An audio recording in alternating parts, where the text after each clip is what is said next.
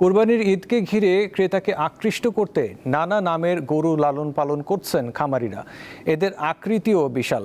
তেমনি নজর কেড়েছে হবিগঞ্জের পুষ্পা। 10 লাখ টাকা দাম চাইছেন খামারি। হবিগঞ্জে পবিত্র ঈদুল আজহাকে সামনে রেখে কোরবানির জন্য বিভিন্ন ধরনের পশু প্রস্তুত করছেন খামারিরা। 5টায় সকালে উঠে গরু গোসল করায়, খৈল বসি দিয়ে কোনো মেডিসিন কোনো খাবার দেয় না। 2 বেলা খেয়ার দেওয়া হয়, আর ভালো মানের ভুসি দেওয়া হয়, ফিট দেওয়া হয় ভালো মানের।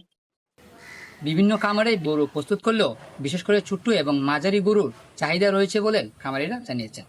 বেচা কেনা করতেছি, দাম রেট একটা দেওয়া হয়েছে 550 টাকা, আর ফিজিয়ান দেওয়া হয়েছে 500 টাকা কেজি, লাইভ ওয়েট দেওয়া হয়েছে। আমরা জানতে পেরেছি এখানে সবচেয়ে বড় যে গরুটি রয়েছে পুষ্পা, সেটির ওজন প্রায় 1100 কেজি। আমরা এখন জানবো ওনার কাছে যে আসলে আপনি গরুগুলা কি ধরনের খাবার খাওয়াচ্ছেন এবং আপনার সবচেয়ে বড় গরুটি কিভাবে পরিচর্যা করছেন। দানাদার খাদ্যের মধ্যে ধরেন ভুট্টা, সয়াবিন, তারপর মসুরের ডাল, তারপর আপনার এই খেসারির ডাল, এগুলা মিশ্রণ করে আমি নিজেই খাওয়াই। দাম আছি 10 লাখ টাকা। এখন বিভিন্ন পার্টি, বিভিন্ন খরিদ্দার দেখতেছে, দাম দর হইতেছে। যদি ইন্ডিয়া থেকে গরু না আসে তাহলে বাংলাদেশের যত খামারি আছে সবাই আলহামদুলিল্লাহ মোটামুটি ন্যায্য দামটা পাইব।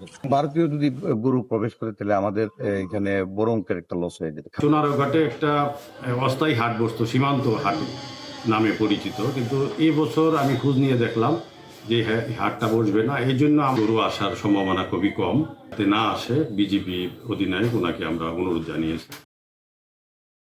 জেলায় কোরবানির জন্য ছোট্ট বড় প্রায় 50,000 গবাদি পশু প্রস্তুত করা হয়েছে। তবে কোরবানির হাটে ভারতীয় গরু আসলে খামারিদের লোকসানের সংখ্যা দেখা দেয়। এতে প্রশাসনের কঠোর নজরদারির দাবি জানিয়েছেন খামারিরা। আকলাস আহমেদ প্রিয়, দীপ্ত সংবাদ, হবিগঞ্জ।